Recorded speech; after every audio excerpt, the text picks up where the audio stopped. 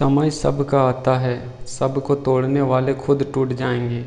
आप बस संयम बनाए रखें।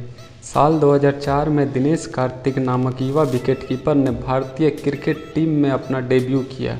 उनका क्रिकेट जीवन परवान पर चल रहा था और सन 2007 में अपनी बचपन की दोस्त निकिता बांजरा से शादी कर ली। दिनेश और निकिता अपनी शादीशुदा ज़िंदगी में खुश थे। दिनेश रणजी ट्रॉफी में तमिलनाडु टीम की कप्तानी भी कर रहे थे।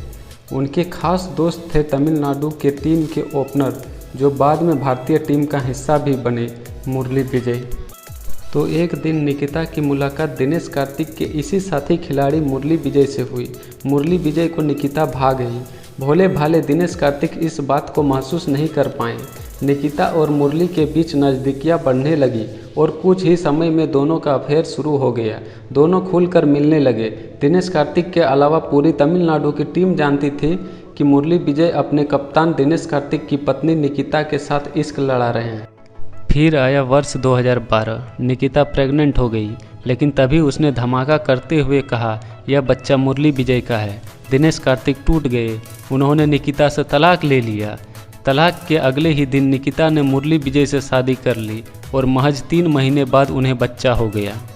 दिनेश कार्तिक डिप्रेशन में चले गए। वह मानसिक तौर पर बीमार रहने लगे। वह अपने पत्नी और दोस्त मुरली विजय के इस धोखे को आसानी से भुला नहीं पा रहे थे। वे शराबी हो गए। सुबह से लेकर शाम तक शराब पीने लगे। वे देवदास बन गए। उन्हें भारतीय टीम से बाहर कर दिया गया। रणजी ट्रॉफी में भी वे असफल होने लगे। तमिलनाडु की टीम की कप्तानी उनसे छीन ली गई और मुरली विजय को नया कप्तान बना दिया गया। असफलता का दौर यहीं नहीं थमा। उन्हें आईपीएल में भी टीम में नहीं खिलाया गया। उन्होंने जिम जाना भी छोड़ दिया। अंत में दिनेश इतना हताश हो गए कि आत्महत्या तक करने की बात करने लगे थे। तभी एक दिन जिम में उनके ट्रेनर उनके घर पहुंचे। उन्होंने दिनेश कार्तिक को बुरी अवस्था में पाया। उन्होंने कार्तिक को पकड़ा और सीधा जिम लेकर आ गए। कार्तिक ने मना किया, लेकिन उनके ट्रेनर ने उनकी एक ना सुनी। उसी जिम में भारतीय स्क्वैश की महिला चैंपियन दीपिका पल्लिकल भी आती थी। जब उन्होंने दिनेश कार्तिक की स्थिति देखी तो ट्रेनर के साथ उन्होंने भी दिनेश कार्तिक की काउंसलिंग शुरू कर दी। ट्रेनर और दीपिका के मेहनत रंग लाने लगी।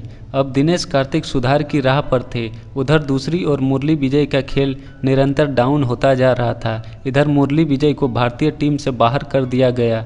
बाद में उनकी खराब फॉर्म को देखते हुए आईपीएल में चेन्नई सुपर किंग्स ने भी उन्हें बाहर का रास्ता दिखा दिया। दूसरी ओर दीपिका पल्लिकल के सहयोग से दिनेश कार्तिक नेट पर जोरदार अभ्यास कर रहे थे। इसका असर दिखने लगा और दिनेश कार्तिक घरेलू क्रिकेट में बड़े स्कोर बनाने लगे।